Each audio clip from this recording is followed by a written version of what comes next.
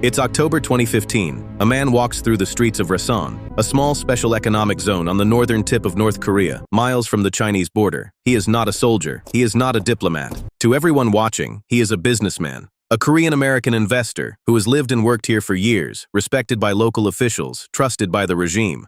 In his pocket is a USB drive loaded with military unit locations, facility layouts, and personnel records from inside the North Korean state. In a few moments, he is going to hand it to someone in broad daylight. His name is Kim Dong-chul.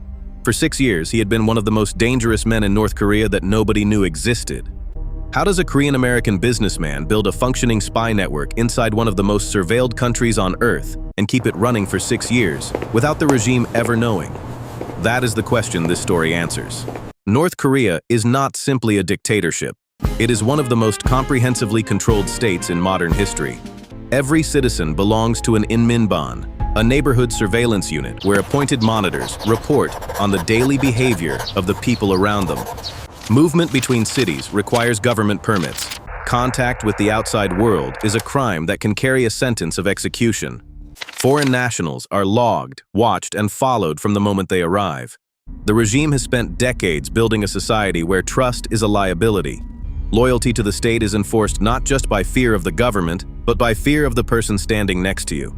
Running a spy network inside this system is not just dangerous, it should be structurally impossible. There are no blind spots, no margin for error, no room for a single source to slip.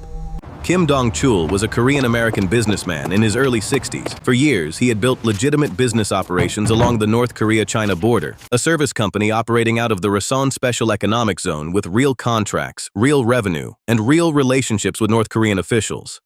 That legitimacy was his greatest asset, and according to later accounts, it was not an accident. When US and South Korean intelligence reportedly recruited him, sometime around 2009 to 2011, they did not construct a cover for him. He already had one. Officials who had watched him handle contracts and payments for years had no reason to question him. He was not pretending to be a businessman. He was one. What intelligence services gave him was a mission: extract military and government information from one of the most closed regimes on Earth, using whatever it took to make insiders talk. Kim's base of operations was the Rason Special Economic Zone, one of the few designated areas in North Korea where foreign investment was officially encouraged and foreign businessmen were expected to meet with government officials, exchange documents, and move money across borders. That was the playing field, and it mattered enormously. North Korea's broader economy runs on enforced loyalty, but in Rason, a parallel system operated quietly beneath it. Among certain military officials and mid-level government workers, bribery had become a functioning second economy. Cash payments for access, goods exchanged for information, favors granted in return for introductions to people with clearance. Kim moved through this system methodically. Micro cameras concealed inside pens, watches, and everyday objects photographed documents during routine meetings. Sensitive material was transferred through dead drops. Physical locations, usually unremarkable spots in the city, where items could be left and retrieved without the two parties ever meeting directly. Outgoing communications were coded to resemble standard business correspondence, shipping confirmations, invoice details, supply chain updates, while carrying military and facility data embedded within them. For years, information on troop deployments, storage facility locations, and internal regime communications moved through this system to CIA and South Korean intelligence handlers across the border. Here is the aha moment, and it comes from the regime itself. North Korea built the Rason Special Economic Zone specifically to attract foreign investors. To make that work, it had to allow something it allowed almost nowhere else: foreign businessmen meeting officials, exchanging documents, and handling cash, repeatedly, routinely, and without automatic suspicion. That was the blind spot. In the one place Kim operated, the behavior of a spy was indistinguishable from the behavior of a legitimate businessman. Counterintelligence could not flag him for meeting officials. That was expected.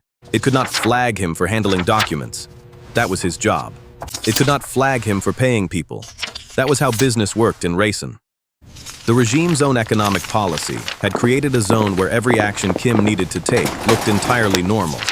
One of the most surveilled states in the region had built, in one small corner of itself, a place where surveillance had almost nothing to catch. Kim did not approach sources randomly. He mapped the Rason network carefully, identifying officials with access to sensitive information, then spending weeks or months in routine contact before introducing any financial arrangement.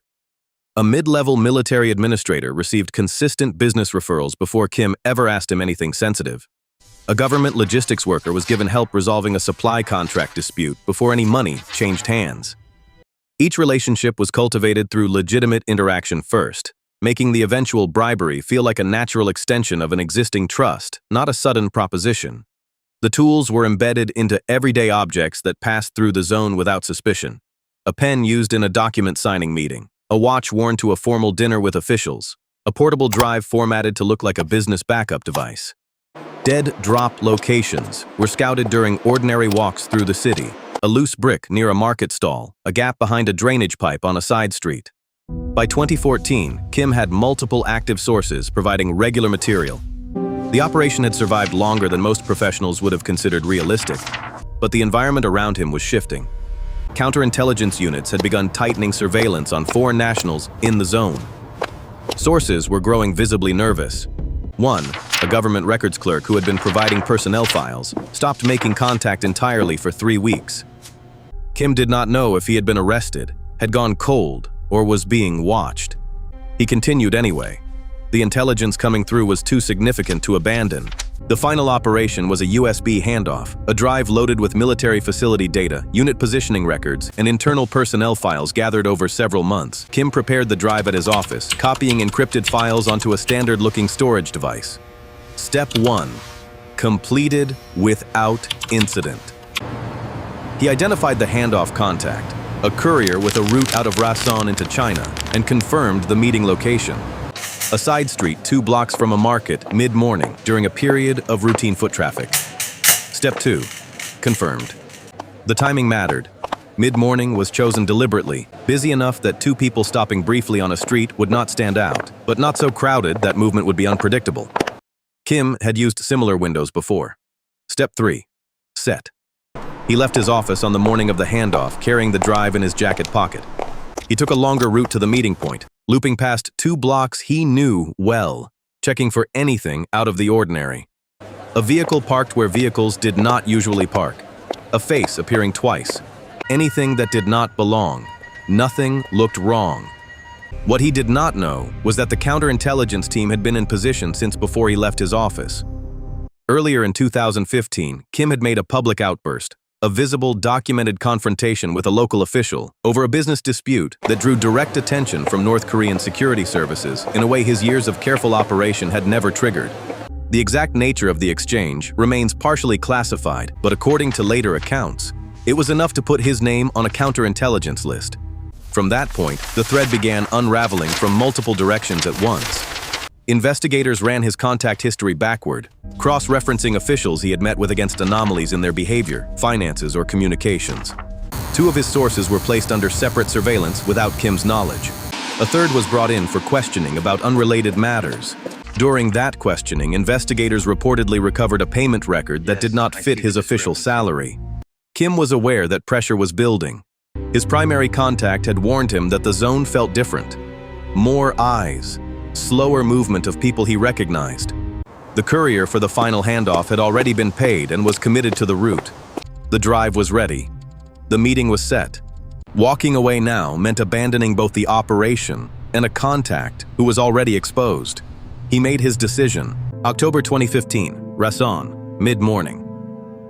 Kim moved through the street at a normal pace, following the route he had chosen. The market 2 blocks away was open. The foot traffic was ordinary. The side street was ahead. He turned onto it. His contact was there. The exchange took seconds. The drive passed from one hand to another, exactly as planned. To anyone watching casually, it looked like nothing. It wasn't. North Korean counterintelligence had the street covered from 2 positions. They had watched Kim leave his office. They had watched him walk the route. They had watched the exchange. He was arrested before he reached the end of the block. 6 years of operation, multiple sources, military facility data, unit locations, personnel records. All of it ended in a single moment on a side street that looked exactly like any other in Rason. What followed was swift and deliberate. Within weeks, Kim appeared on North Korean state television, seated at a table, reading from a prepared statement in which he admitted to espionage, theft of state secrets, and operating as an agent of hostile foreign intelligence services. The delivery was flat and rehearsed, consistent with the format of coerced confessions the regime had broadcast before. According to later accounts, the statement had been written entirely by his captors. In April 2016, a North Korean court sentenced him to 10 years of hard labor. The sources who had provided him with documents, the military administrator, the logistics worker, the records clerk, were not given trials. According to accounts Kim would later give, they were executed. Kim was transferred to a labor camp in the North Korean interior. The conditions, by his own later description, were methodical and severe, designed not simply to punish, but to reduce a person to the point where resistance became physically impossible. In May 2018, Kim Dong-chul walked off a U.S. military aircraft at Andrews Air Force Base. President Trump was on the tarmac to meet him. He had not escaped. He had not been exonerated. He had been released because by 2018, he was worth more to Kim Jong-un as a diplomatic gesture than as a broken man in a labor camp. The Trump administration's push toward denuclearization talks gave the regime a reason to return its American detainees. Kim Dong-chul was freed not because North Korea showed mercy, but because the geopolitical calculation changed. He had survived 6 years of operation and nearly 3 years of imprisonment. The people who had trusted him had not survived at all. There's a particular irony in how his story ends.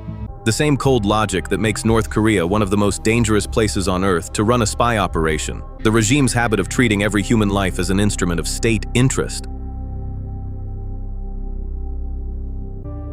What was ultimately the reason Kim came home. He had used that logic to build his network. In the end, it was the only thing that saved him.